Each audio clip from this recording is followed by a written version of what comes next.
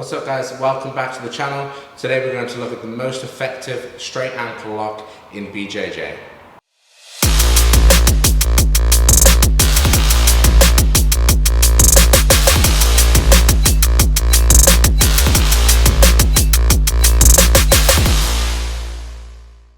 Okay, so we're going to look first of all at a grounded position, how to prepare your straight foot lock from the single leg X. The first thing we need to be aware of is sort of the legality of this move in terms of competitions. First of all, straight ankle locks are completely legal from white belt all the way through. You get a lot of these questions, a lot of people misinterpret the rules and think that it's for blue belts and above, but white belts can be using this in your game and you'll catch a lot of people off guard.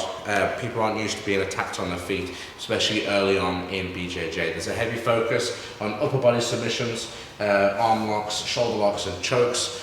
So this will be really helpful if you're a white belt, and if you've recently got your blue belt, you're probably going to spend a bit more time working on straight ankle locks as well, so think about adding this into your game.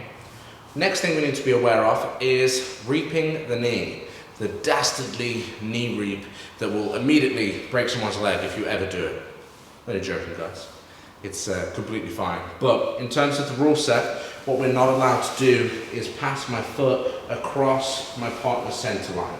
So if I'm moving my foot to the far side of my partner's body while I have control over his leg, I will be disqualified in this position.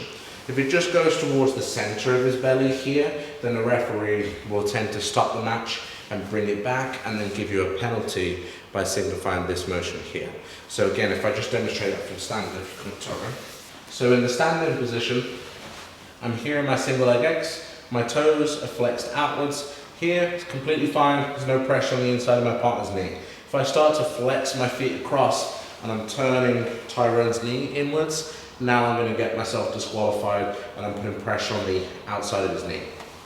Okay, so now let's talk about the mechanics of the straight ankle lock. How does it work? How do I break somebody's foot? Now first of all, it is easier said than done in terms of breaking someone's foot. It will require a lot of force. I've used them all the time in competition. It was one of the main staples of my game as a blue belt and purple belt. I tended to use the 50-50 foot lock in a lot of my matches. And when it gets to competition time, you're going to be popping feet. Now that's not necessarily breaking the ankle, but every time someone's foot is cracking, they're going to get closer and closer to tapping. But you have to have the intention of breaking someone's foot to get the tap. If I go for the tap, my partner's going to have a grimace on his face, but he will withstand the pressure and still defend against the movement. So I have to really have the intention. Break his foot, he will tap. So when you get to this position, you're going to have a little bit of a cold heart. You have to grab somebody's foot, yank it, it's going to pop 3 times, and then he'll go, ah!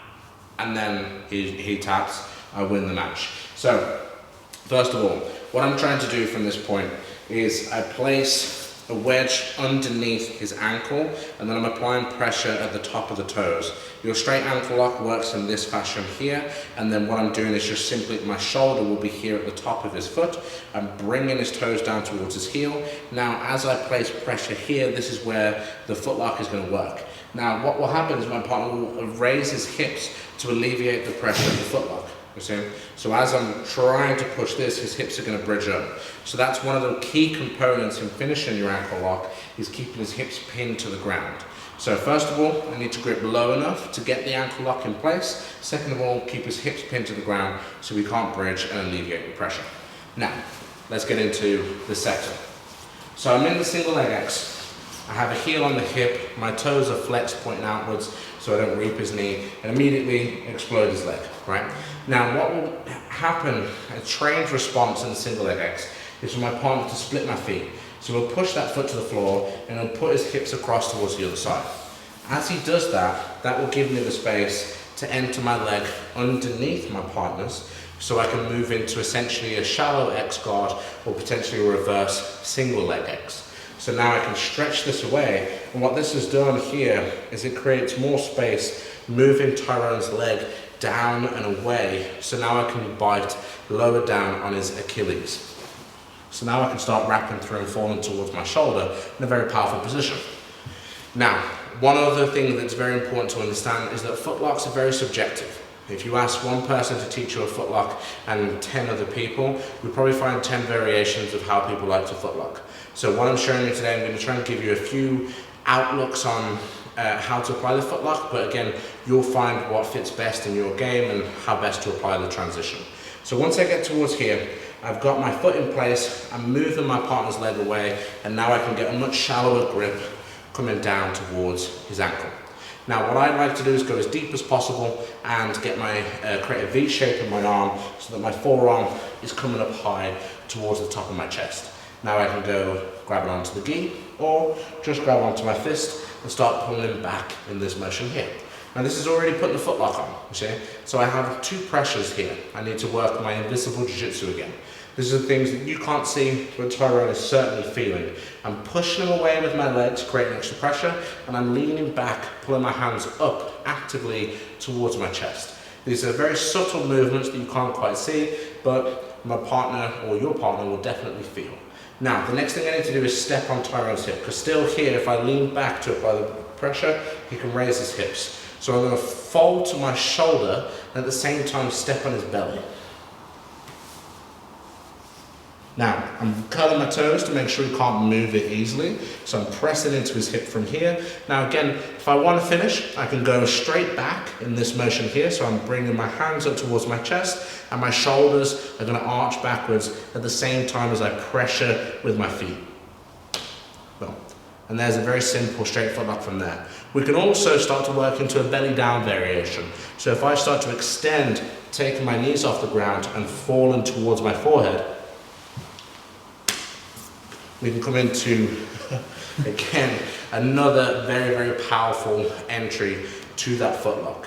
So a lot of times, if your partner is new to having his feet manipulated and getting ankle locked, he'll probably tap in the first variation. You'll get a lot of people tapping with the first one. The more flexible amongst us are going to need to be finished with a belly down footlock. So get used to that momentum of as soon as you grab in the leg, rolling straight through towards the forehead. So when I do have this grip, I'm locked on, I step to the hip, and I get to this position, and we're immediately working into the tap. There's an unbelievable amount of pressure going through my partner's leg. So let's look at that setup again.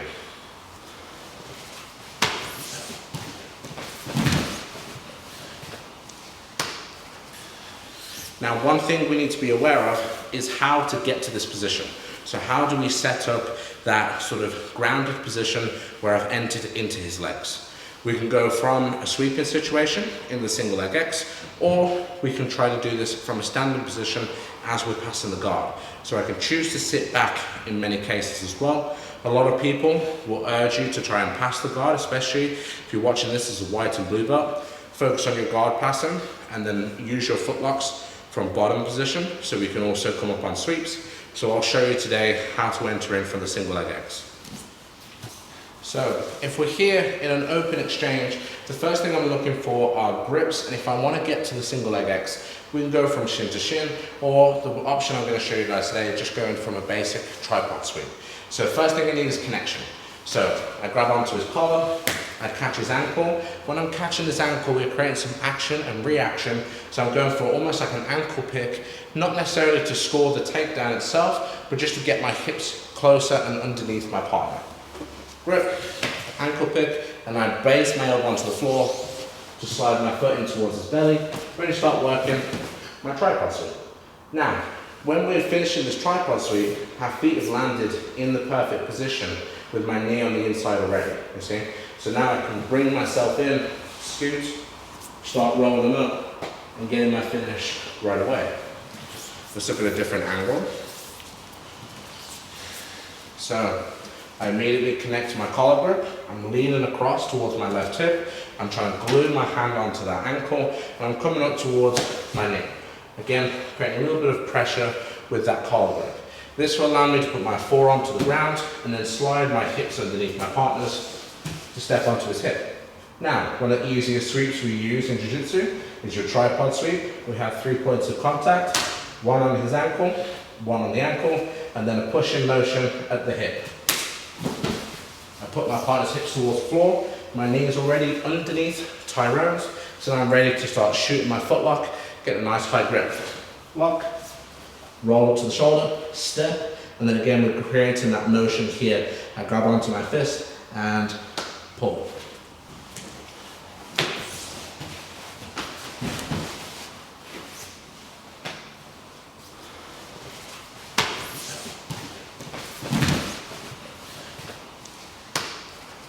So as you can tell from that, there are loads of ways of entering into the straight footlock itself.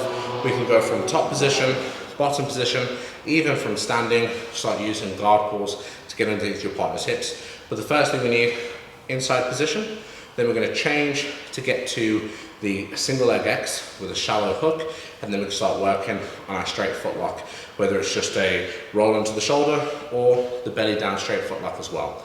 We have two drills there to play with. We have a grounded drill when your partner first splits the feet and moves their hips, so then we can transition into a belly down footlock, or we have the option from the tripod sweep as well. So add this into your game, guys, and you're going to become one of the most dangerous people on the mat in your gym. Don't forget to like and subscribe, and I'll see you next week for another Techers Tuesday.